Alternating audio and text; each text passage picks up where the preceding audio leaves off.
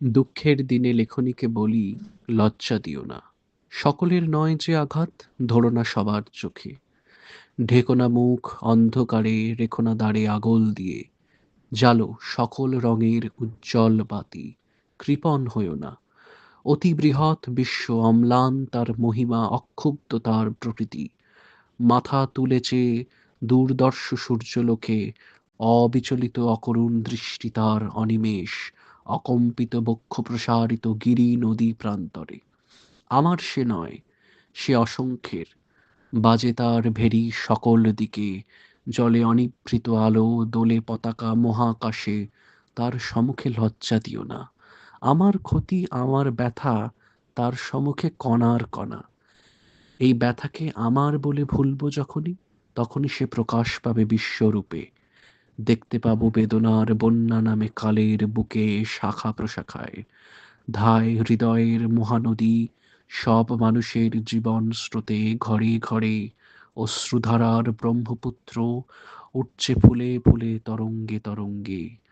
সংসারের কূলে কূলে চলে তার বিপুল ভাঙা গড়া, দেশে দেশান্তরে।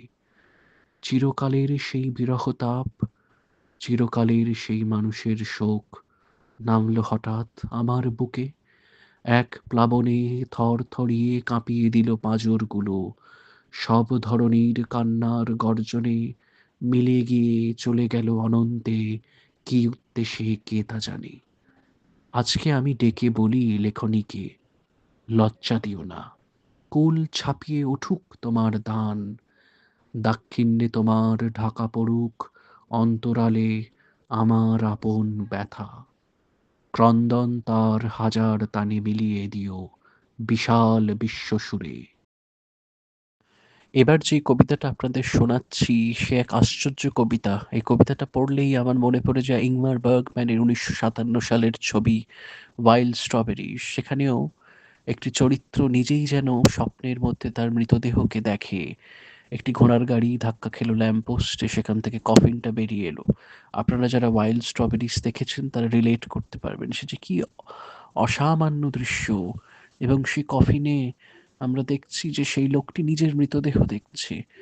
একমাত্র রবীন্দ্রনাথের কথাই তখন মনে পড়ে। এরকম একটি আশ্চর্য কবিতা রবীন্দ্রনাথ লিখেছিলেন যেখানে উনি নিজেই দেখছেন রবীন্দ্রনাথের মৃতদেহ ভেসে যাচ্ছে নদীর উপর দিয়ে, কালো কালিন্দীর জলে স্রোতের উপর দিয়ে ভেসে যাচ্ছে রবীন্দ্রনাথের মৃতদেহ।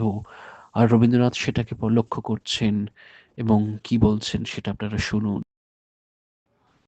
দেখিলাম অবসন্ন চেতনার গধূলি বেলায় দেহ মোর ভেসে যায় কালো কালিন্দীর স্রোতবাহী, নিয়ে অনুভূতিপুঞ্জ, নিয়ে তার বিচিত্র বেদনা, চিত্র করা আচ্ছাদনে আজন্মের স্মৃতির সঞ্চয়, নিয়ে তার বাঁশিখানি। দূর হতে দূরে যেতে যেতে ম্লান হয়ে আসে তার রূপ। পরিচিত তীরে তীরে তরুচ্ছায়া আলিঙ্গিত লোকালয়ে ক্ষীণ হয়ে আসে সন্ধ্যা আরতির ধ্বনি। ঘরে ঘরে রুদ্ধ হয় দ্বার, ঢাকা পড়ে দ্বীপ শিখা, খেয়া নৌকা বাঁধা পড়ে ঘাটে।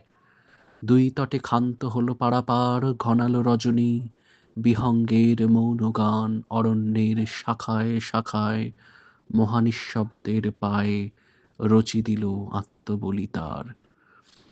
এক কৃষ্ণ অরূপতা নামে বিশ্ব বৈচিত্র্যের পরে স্থলে জলে ছায়া হয়ে বিন্দু হয়ে মিলে যায় দেহ।